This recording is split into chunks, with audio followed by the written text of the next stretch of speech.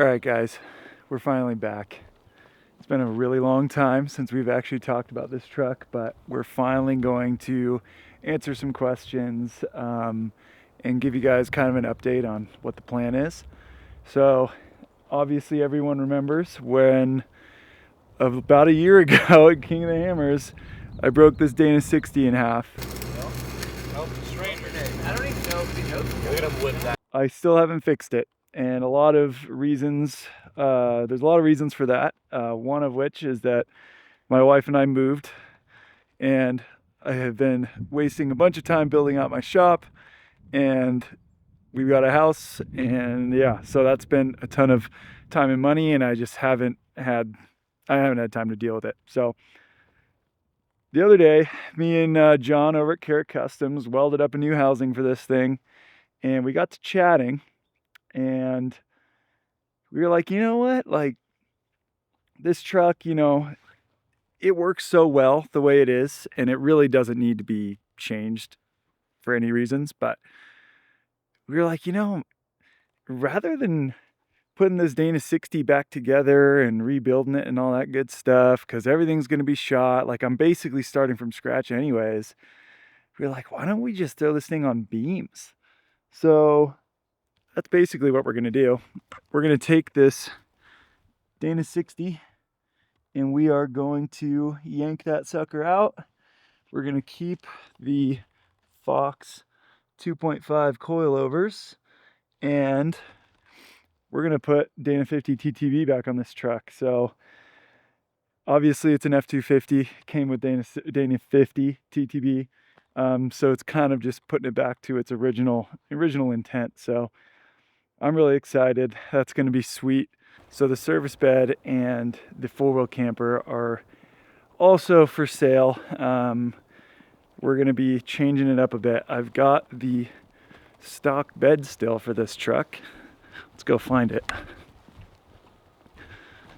Four-wheel camper is hanging out over here.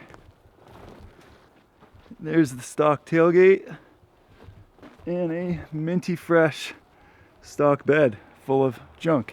So plan is we're gonna use the forklift, pull the service body off, and we're gonna put the stock bed on. Gonna do like a headache rack and a toolbox kind of vibe and make this truck a little more dailyable, because that sucker is not light.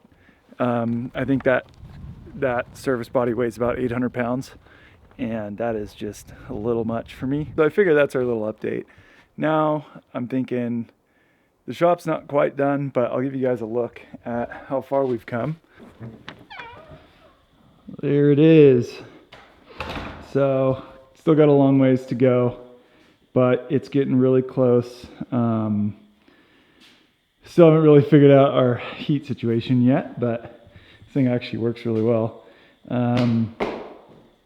This is my little golf cart that has ruined my life. Got all the bikes over here, snowblower, got the bend pack that I still need to set up. I'm gonna cut some footings for that.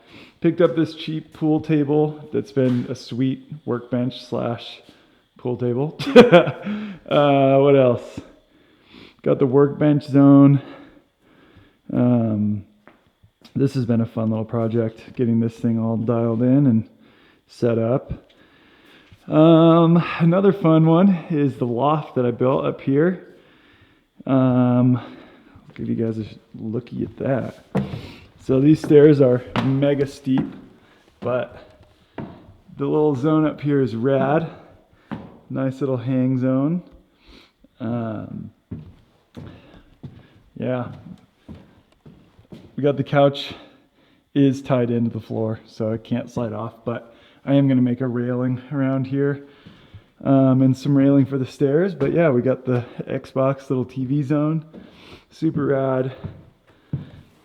Kind of breaks up the space of the shop, honestly, because it's not huge, but I kind of like the challenge of making it super usable, Like, I mean, this is insane to have anything, but just the fact that I can like bring something in here, work on it, walk away from it, come back tomorrow, finish it up. It's super cool. It's amazing. I mean, it's been an insane amount of work and time, and obviously the truck has suffered because of that, but we're so close to having the truck back and having the shop. So I'm so excited. Like it's going to be insanely cool.